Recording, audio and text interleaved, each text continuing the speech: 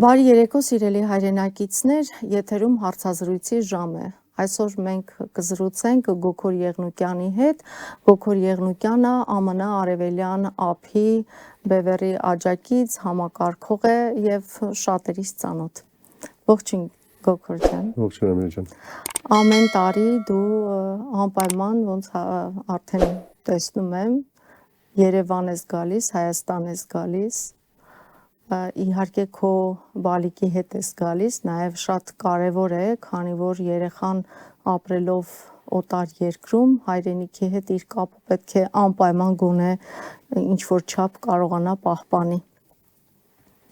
Ինչ փոփոխություններ ես նկատում ամեն անգամ այցելելուց եւ հետաքրքիր է հենց այս տարի, քանի որ շատ բուրըն փոփոխություններ էլ, հա, այսպես ասած փոփոխություններ, ընտրություններ են ունեցել, ժողովրդի հետ շփումներ ունենում ես փողոցներում, ինչ տպավորությունից զգացում ունես։ Մերսի։ Մակերեսային փոփոխությունը ինձ թվում է, որ գաղտնիք չի,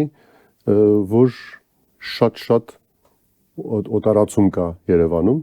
դա անպայման բացական չեմ դիտում, առաջ գիտեինք մանավանդ Ուկրաինայի պատերազմից հետո շատ ռուս, բելարուս, ուկրաինացի, բայց հիմա տեսնում եմ նաև շատ ազիական երկրներից, արաբական երկրներից, այդ բոլորը նորմալ է, Երևանը ես դեմ չեմ, որ լինի այսպես ասած կոսմոպոլիտին քաղաք, որովհետև այդ բոլորը եթե գալիս են, եթե իրանց ներդրումն են անում, շատ նորմալ է, բայց եթե իհարկե մենք ունենանք նորմալ ազգային պետություն, այդ այցելողները կամ թեկուզ մշտական տեղափոխները պետք է հասկանան, որ սա Հայաստան է, հայերեն պետք է խոսվի, հայերեն պետք է սովորեն, հայերեն պետք է գրվի ամենտեղ։ Այդ բաներն է պակասում։ Ես տեսնում եմ քանի անգամ արդեն եղել է, նույնիսկ այս այցելություն, որ ընդամենը 10 օր աստեղ եմ, որ մտնում ես յուրաքանչյուր մթերքի խանութ կամ հագուստեղենի խանութ եւ ռուսախոսը, իմիջիալոց ռուսախոսը ասեմ, Տալինի ազգությամբ ռուս կամ Ռուսաստան ապրող հայերը մտնում են, իրանք շատ հանգիստ ռուսերեն են խոսում եւ սպասում են, որ այդ սպասարկողը ռուսերեն պատասխանի։ Դա իմ համար անընդունելի է եւ դգեյության գագաթնակետն է։ Ամենաշատ ես էլ եղել եմ ուրիշ երկրներ, ասենք թե ֆրանսիական որտեղ որ այդ լեզուն չգիտեմ, համեստորեն ասում ներողություն կարող է անգլերեն խոսում եք, որ հետո այդ մարդու հետ անգլերեն, ոչ թե մի անգամից սկսեմ իմ լեզուց խոսել։ Մի խոսքով, դա մակերեսային հարց է, եւ բոլոր այս հարցերը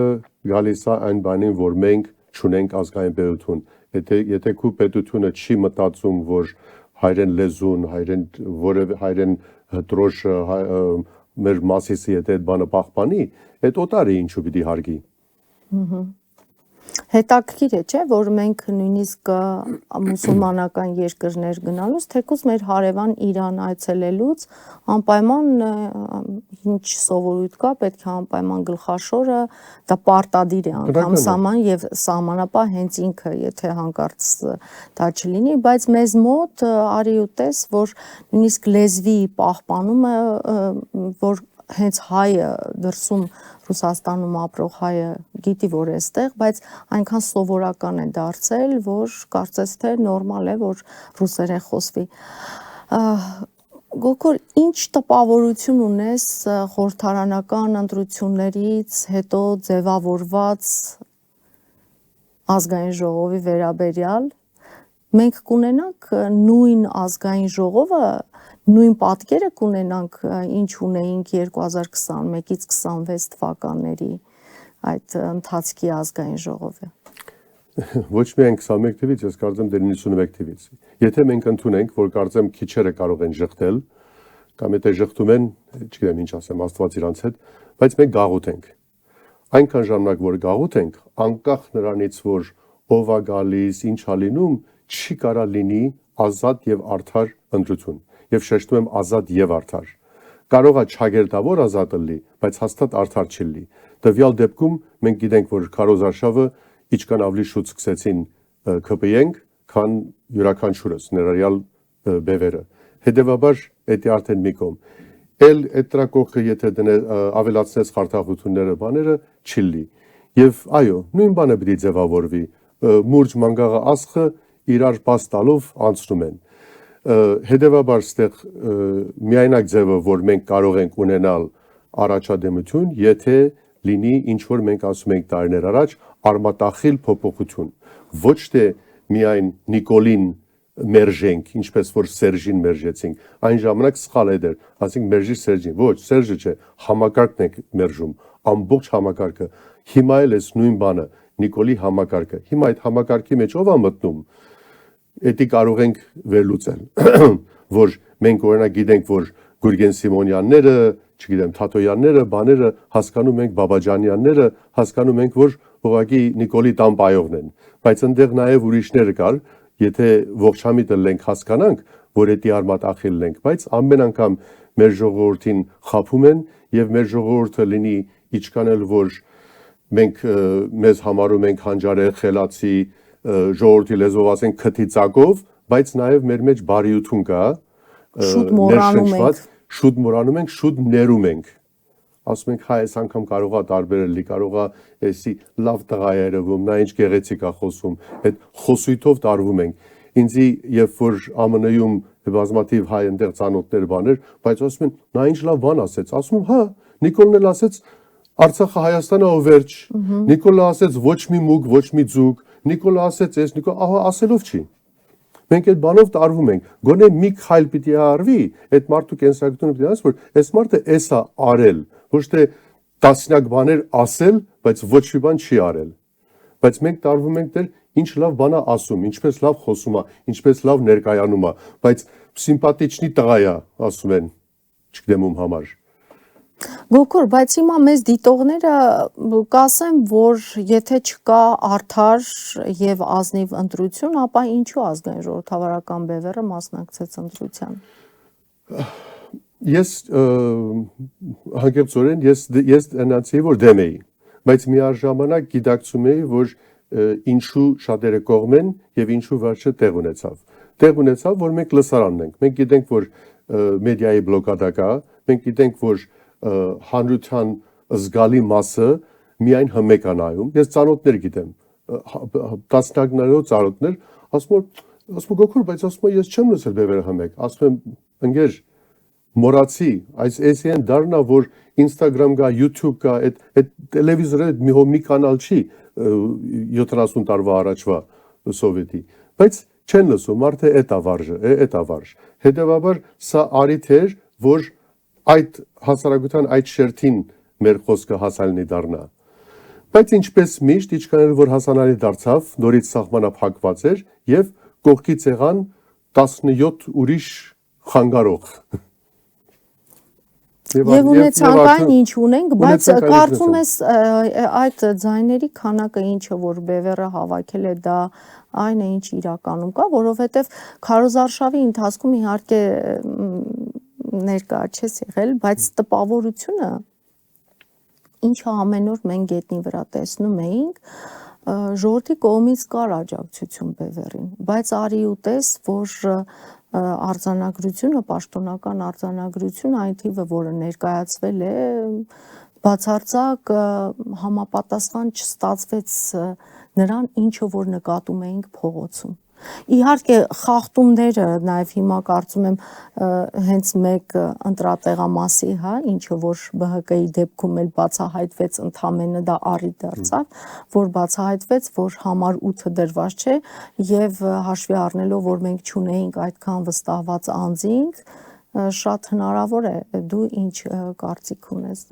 Ինչպես ասիկ ներկա չէի, հերվից էի դիտում ամեն բան, դրա համար չեմ կարող մի մյուս կողմ ասեմ, բայց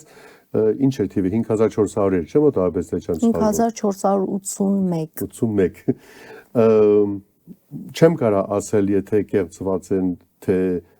ձայներ գողացված են, բայց էականը դա չի։ Էականը նա է, որ օրինակ ես գիտեմ բավական մարդիկ ասում են, այո, բևերը շատ լավ է, մենք գիտենք բողոքի խորհրդի անդամները, աջակիցները ազնիվ են, հայրենասեր են, ազգային են, բայց շանս չունեն հաղթելու։ Ինչու՞։ Իրանք այդպես են մտադրվել։ Ինչու շանս չունի բևերը։ Որովհետև իրանք ասում են, որ այս ինչպես որ այն ժամանակ ասում են, որ ամեն բան 21 թվին, որ այնքան որ Քոչարյանը այնքան ատված է, մի անգամ Ժայսեֆյան լավ խոսք ասեց,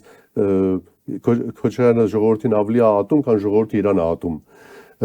Հետեւաբար ասին ինչ ուզենք անենք, այնքան որ Քոչարյանը չլի, գնացին այս սրան ձեն տվին։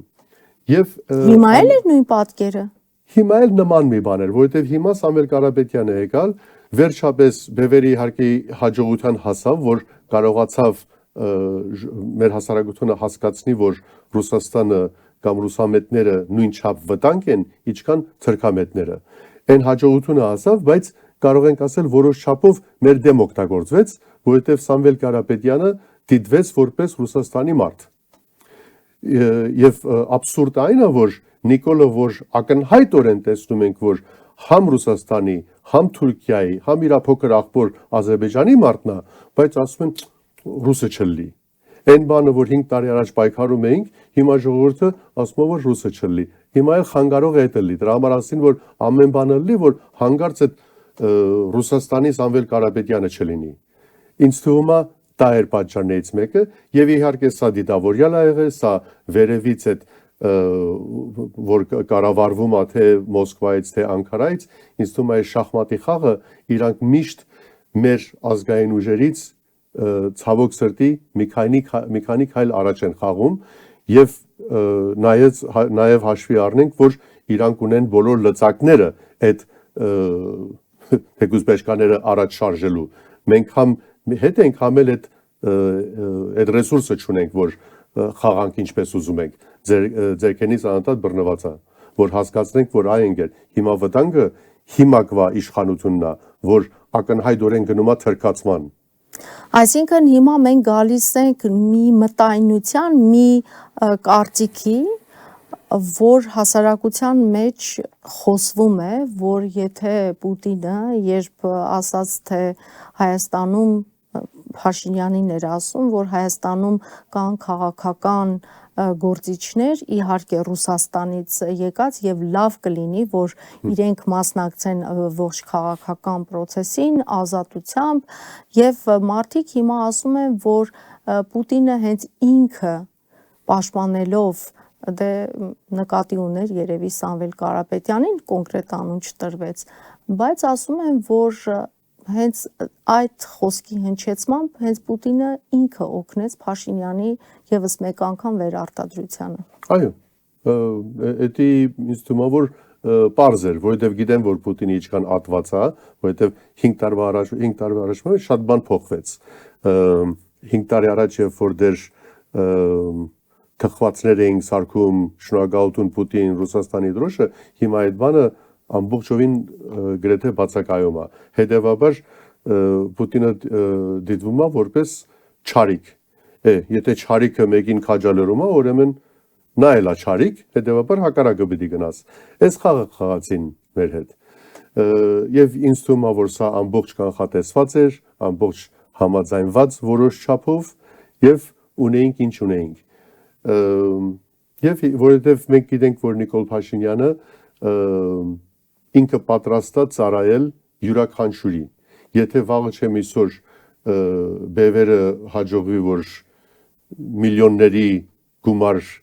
ստանա եւ Փաշինյանին նստածի եւ ուղակի կաշարի, ինքը կարող է ամենամեծ ազգայինը դառնա։ Փաշինյանը որևէ մի ի տարբերություն մույսերին, որ նվիրված են, Սերժ նվիրված էր Մոսկվային, Քոչարյանը ակնհայտորեն, իսկ Փաշինյանը ոչ մի բանի նվիրված չի։ Քամին ոնց որ փչում է, եւ քամին նկատի ունեմ գումարը ոնց որ փչում է, կամ ով որ իր վրա կամպրամատու է, ով որ իրան կարող է թելադրի, ինքը այդպես էլ կետա, անկախ նրանից թե իր անձնական միտքի ինչ է։ Այդ քաղաքական իրավիճակները ամեն կերպ ազդում են ժողովրդի համախմբման, ընդհանուր համերաշխության վրա։ Ինչ ես կարծում մեր հասարակության մեջ մենք դեպի համերաշխության մթնոլորտ ենք գնում, թե ավելի աղճատվում է ընդհանուր համերաշխության պատկերը, ընդհանուր համերաշխության ձգտումը քիչ-քիչ ավելի ճեղքերը ավելի են շատանում եւ հասարակության բևեռացում է գնում։ Ես կարծում եմ ընդհանրապես համերաշխությունը հիմնականում ձևականություն է, որովհետև եթե անընդհատ կոչ անել համերաշխության, ուրեմն այդտեղ մի բան պակասում է, համերաշխությունը պետք է բնականը լինի, եթե երկու հարևան ուզում են, որ իրանց հայացը մի բան լավ լինի, ուրեմն պիտի համերաշխ գործակցեն, հերվից երրորդ անձ պետք չէ գա, որ ասի տղեկ, էսի արեք, որ ստեղ նորմալ լինի, եթե այդ երկու անձը խելքի չեն տալիս, ուրեմն այդտեղ մի բան պակասում է, դա նույնն է, որ օրինակ ես շատ հավատացյալ չեմ, բայց ես օրինակ ինձ կարիք չկա, որ քահանան կամ Աստվածաշունչը ինձ ասի, որ կողքինիդ վերաբերվի ինչպես որ կուզես, որ ինքը քո հետ վերաբերվի։ Մենք հիմա արդեն 21-րդ դարն ենք։ Մենք Քրիստոսից առաջ 21-րդ դարը չենք, որ կարող է այդ գաղափարները չկար։ Հիմա արդեն համատարած է։ Հիմա դա կրոնի շնորհք է, թե ինչի շնորհք է իր հերթին, բայց բոլորս գիտենք, որ պիտի նորմալ վերաբերվենք փոքրի դեմ, հարևանի դեմ, կնոջ դեմ, վարորդի դեմ, եթե դա քո մեջ արդեն բնած չի, ուրեմն չի էլ կարա դա դաստիարակվի, եթե իհարկե ամբողջ համակարգը չի փոխվում։ Բայց հիմա մենք տեսնում ենք մեր ամբողջ հասարակությունը, ամբողջական հասարակությունը, եթե մենք դիտարկենք, բևեռացված կեսը չասեմ լավ, համենայն դեպս 720,000 հոգի ձայն են տվել Փաշինյանին գոքոր։ Այո, որովհետև մարդիկ չեն կողմնորոշվում։ Եվ հիմա այն բռնաճնշումները ներողություն ընդհատելու համար, բռնաճնշումները ինչը տեսնում ենք, հետաքրքիր է, որ մարդիկ ուրախանում են։ Այո, որովհետև իրանց առաջ չի դրվում մի հատ իսկական օրակարգ, ազգային օրակարգ, չեմ ասում չկա, իրանց հասանալի չի այդ օրակարգը, այդ ազգային օրակարգը, երաշտունից այդ ինչ որ առաջ խոսում ենք։ Դրա համար միայն իմ կարծիքով հիմա նայ, այս վերջերս արդեն նորությունների մեջ է Իսրայելի ճանաչումը ցեղասպանության։ Հիմա շատերս ես հասկանում եմ իհարկե դա ողջունելի է, բայց իմ կարծիքով նաև միաժամանակ անտեղի իրարանցում կա եւ սպասումներ կա, որովհետեւ մենք անընդհատ փրկում ենք, որ մի բան մեզ փրկիչ։ Հիմա էլ կարծում ենք, որ սա պիտի լինի փրկությունը։ Աստված դա այդպես լինի, բայց մենք պետք է հասկանանք, որ եթե մենք մեր ներքին խոհանոցը, մեր ներքին բանը չենք մաքրում, ասենք թե հեսա, քանի օրս երևի արդեն պաշտոնապես չնայած արդեն ընդունվել է, բայց իրանց քնեսետ, իրանց ազգային ժողովը պիտի ընդունի, որ այսպես ասած գնիքը դրվի վրան։ Ընդունի։ Ասենք Ամերիկան, որ արդեն ընդունել է 2019 թվի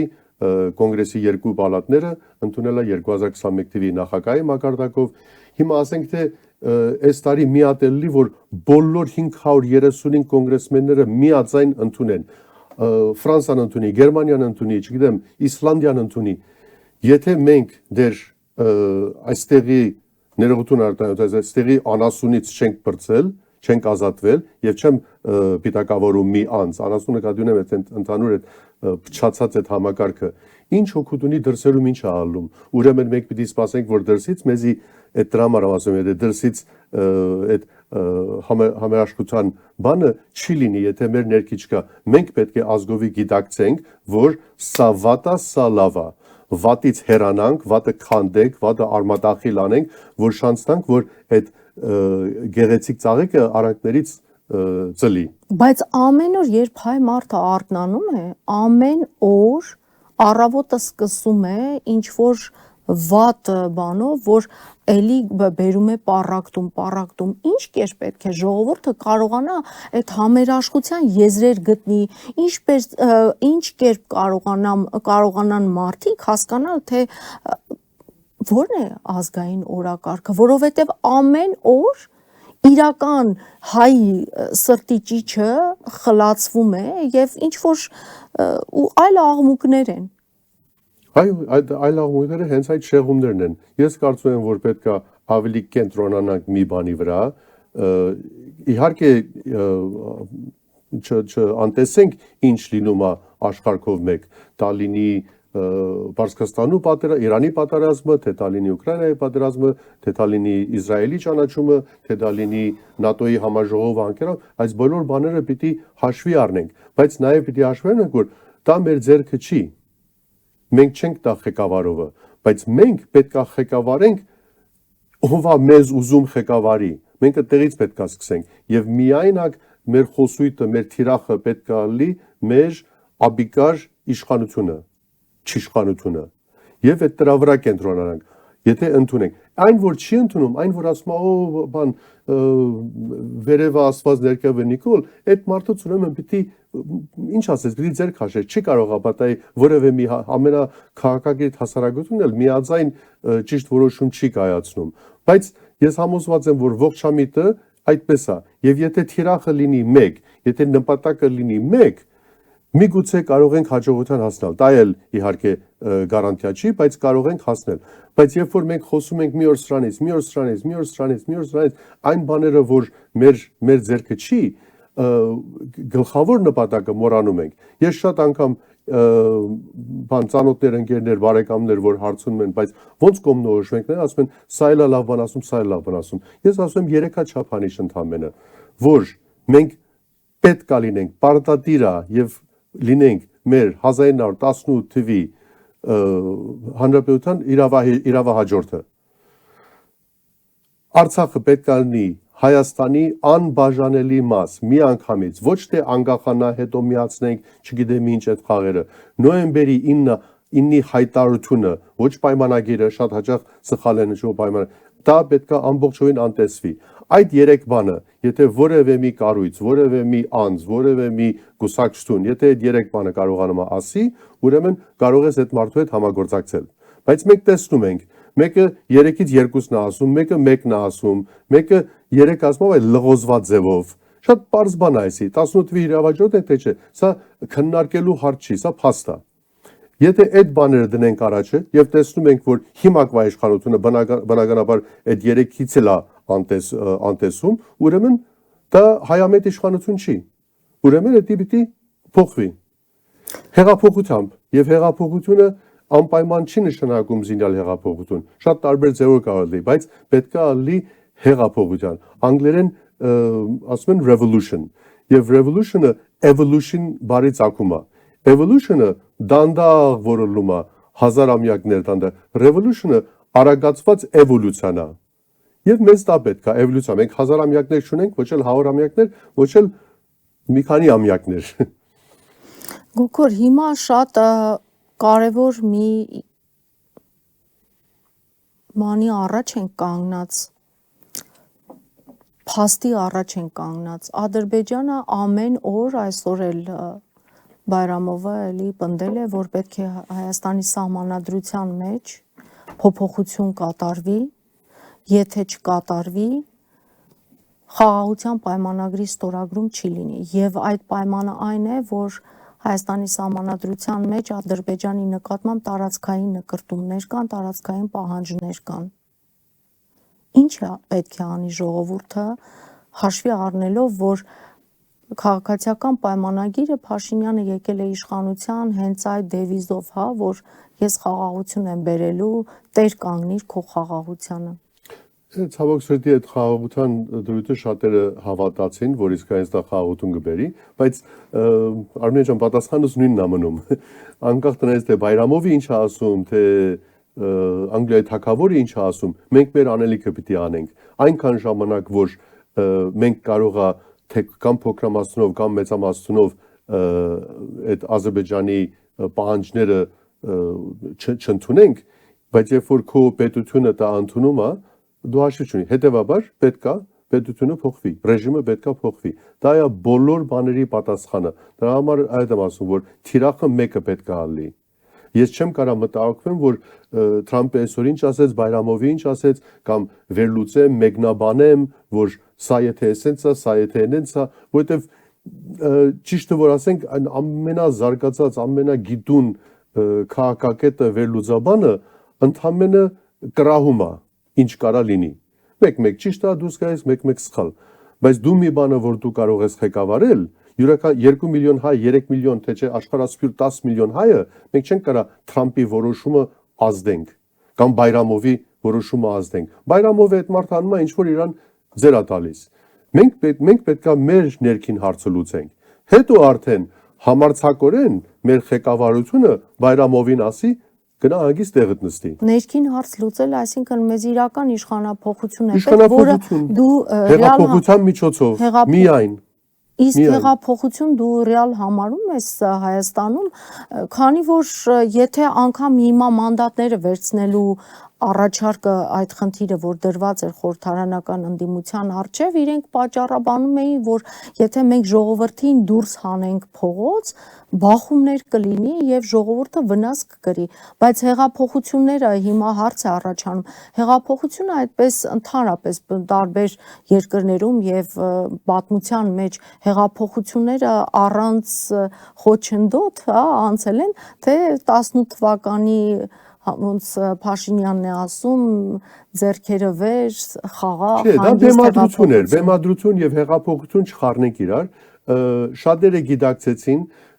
նույնիսկ ինձ թվում է, որ այն մարդիկ, որ գիտակցում էին, այնքան հուսալքված էին, որ ասեցին կարող է մի բան լինի, չնայած ներքու չէին հավատում, գիտեին Նիկոլո ով է, գիտեին այդ ողմակը ով է,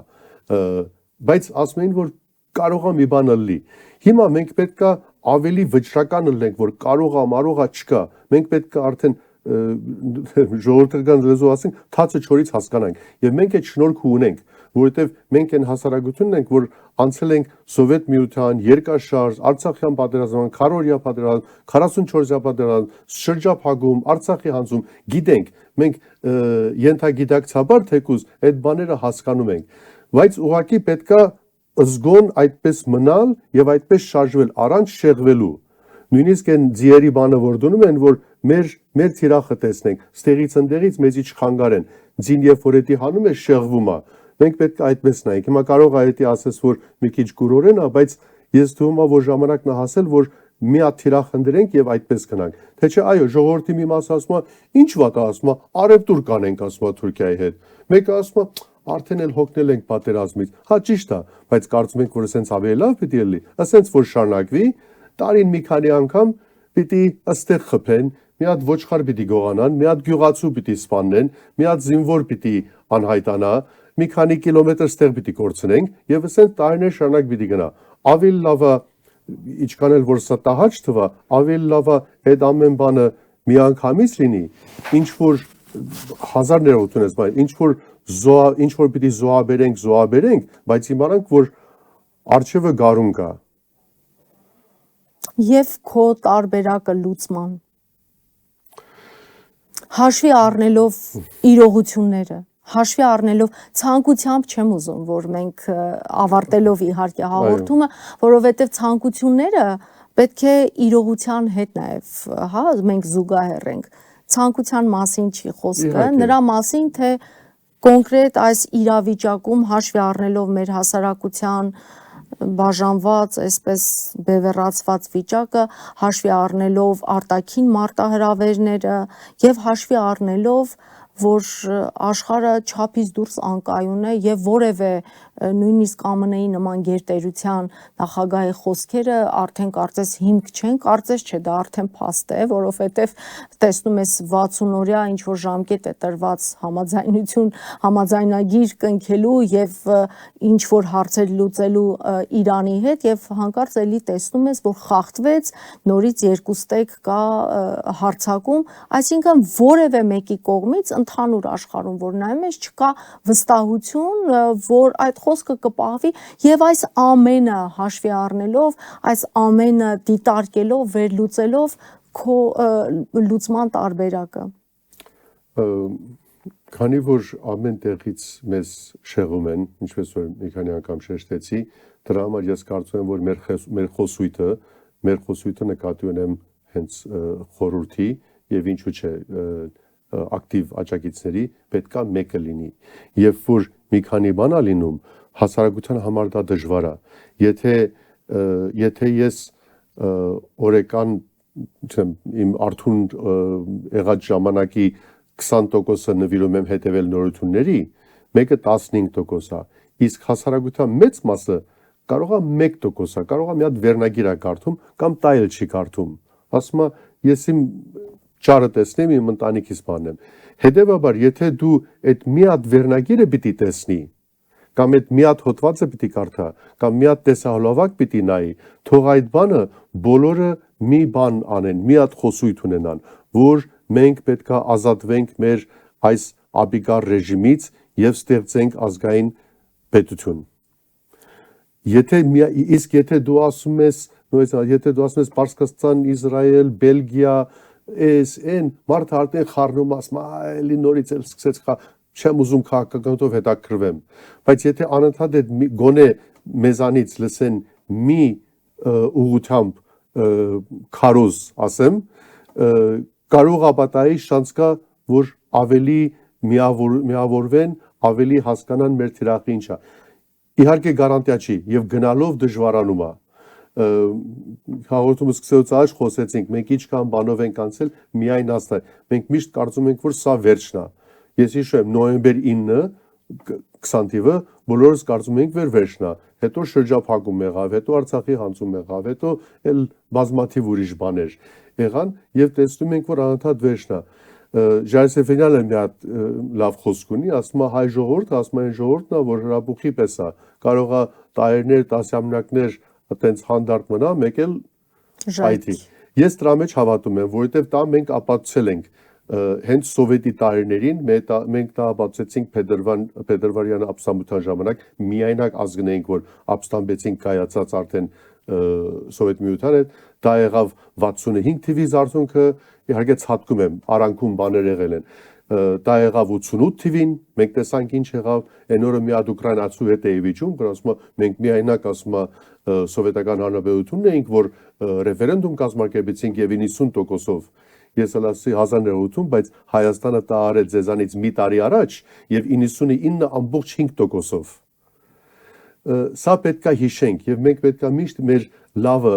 հիշենք, մենք պետքա ոչ թե որ այս խեղճուկրա կամ չգիտեմ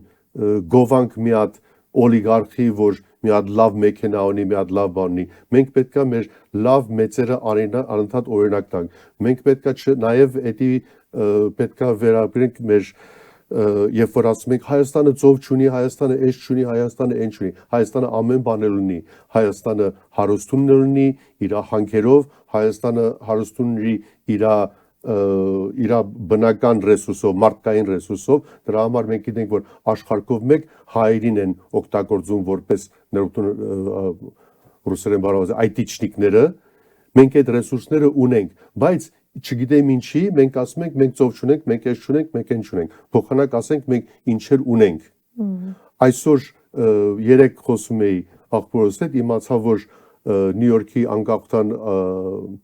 արձանի հումքը Հայաստանից է բերված։ Էդի չգիտեի, որովհետև այստեղ ունեինք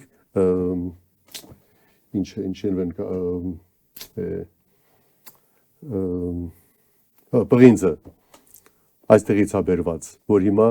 Նյու Յորքի ափում է նստած։ Մենք ամեն բան էլ ունենք, եթե այդ բաները չունենք, ամուսարի հարցերը եւ բազմաթիվ հանքերի։ Ամեն բան ունենք, հիշացնենք, որ մարդկային ուժներ ունենք, բնական ռեսուրսներ ունենք, խիզախությունն էլ ունենք, ուղղակի դա պետքա զարթնվի եւ զարթնվելու համար պետքա կենտրոնանանք մի թիրախի վրա։ Շնորհակալ եմ։ Ես էլ եմ շնորհակալ։ Այսքանը սիրելի հայրենակիցներ, զրուցում էինք Գոգոր Եղնուկյանի հետ, շնորհակալ եմ, ցտեսություն։